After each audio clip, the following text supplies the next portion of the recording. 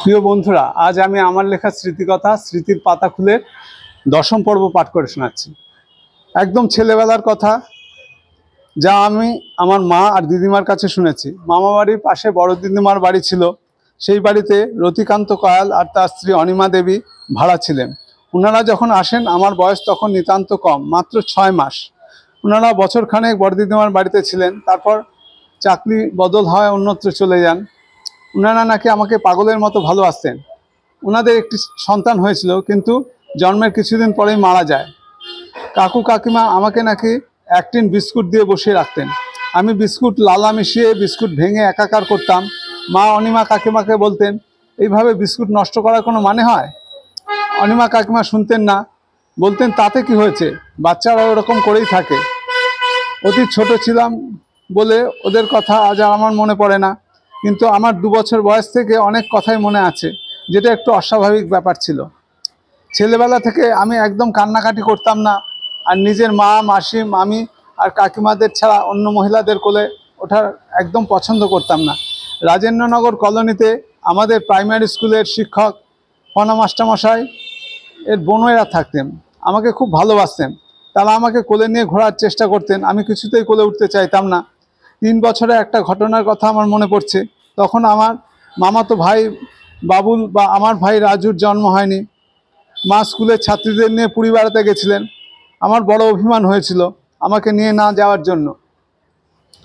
বাড়ির সামনে একটা আইডি ক্ষেত, যাকে অড়হর বলা হয়, তার ক্ষেত ছিল। উঁচু উঁচু গাছ, অনেকটা জঙ্গলের মতো। আমি দৌড়ে গিয়ে আইডি ক্ষেতে ঢুকে পড়েছিলাম।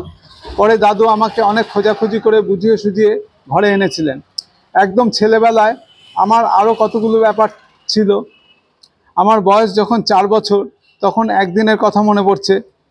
আমি একটা প্যান্ট পরতাম, যেটা কিছুতেই ছাড়তে চাইতাম না। দাদু আমাকে অনেক বোঝালেন, তারপর অপারগ হয়ে আমাকে লাঠি নিয়ে তাড়া করলেন। আজও চোখ বন্ধ করলে আমার ছবিটা ভেসে ওঠে। আমাদের গরুর জন্য চারি, অর্থাৎ মাটির বৃহৎ পাত্র ছিল। এক জায়গায় মাটি দিয়ে সেটা গাঁথা ছিল। চোখ বুঝলে আজও আমি দেখি আমি চারির চারপাশে দৌড়ে বেড়াচ্ছি, আর দাদু লাঠি হাতে আমাকে তাড়া করছে। ছেলেবেলায় আরেকটা কথা আমার বেশ মনে পড়ছে। আমার তখন 3.5-4 বছর হবে। আমরা ছোটাছুটি খেলা করছিলাম। পেছনে সিঁড়ি দিয়ে চটপট বারান্দায় উঠতে গিয়ে হোঁচট খেয়ে পড়ে গিয়ে আমার থুতনি গভীরভাবে কেটে গেছিল, গল গল করে রক্ত পড়ছিল। কিন্তু সেদিনও আমি কিছু কান্নাকাটি করিনি। যেমন আমি কান্নাকাটি করিনি যখন ক্লাস 7-এ থাকতে রাজেন্দ্রনগর কলোনিতে ক্রিকেট খেলতে গিয়ে পাগলা কুকুর আমাকে কামড় দিয়েছিল।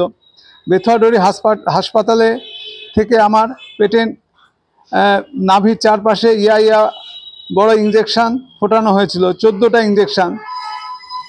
অনেক বয়স্ক বা মাঝবয়সী লোকেরও কুকুরের কামড়ে ইঞ্জেকশান নিতে আসতো। দিদিমা আমাকে সাথে নিয়ে হসপিটালে যেতেন। আমি লক্ষ্য করতাম অন্যান্য লোকজন ইঞ্জেকশান নিয়ে কান্নাকাটি করছেন।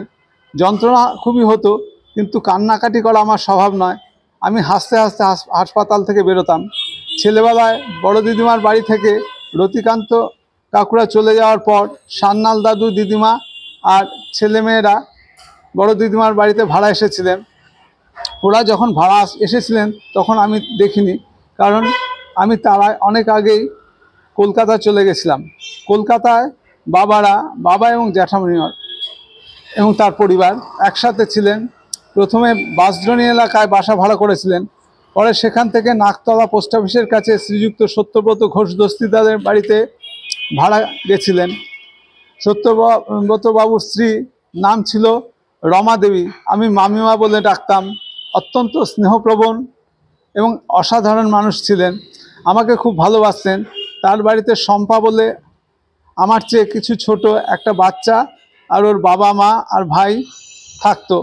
শম্পার বাবা এয়ারফোর্সে কাজ করতেন, ওদের উপাধি সম্ভবত ছিল ব্যানার্জি। রমা মামিমার 2 ছেলে,